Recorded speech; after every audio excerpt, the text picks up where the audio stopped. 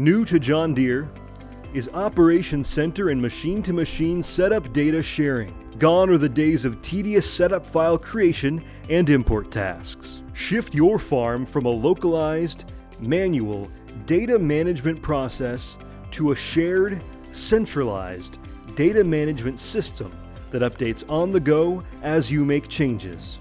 Turn on your machines in Operations Center and watch your field, guidance, and product information centralize under one common setup list.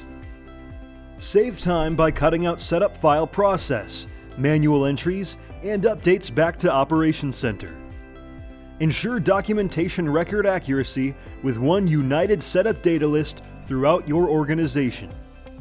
Enable syncing with a simple 3-step startup process in Operations Center. 1. Review data to sync. 2. Select displays and machines to sync. And 3. Start syncing data. All available listed data assets will sync to displays.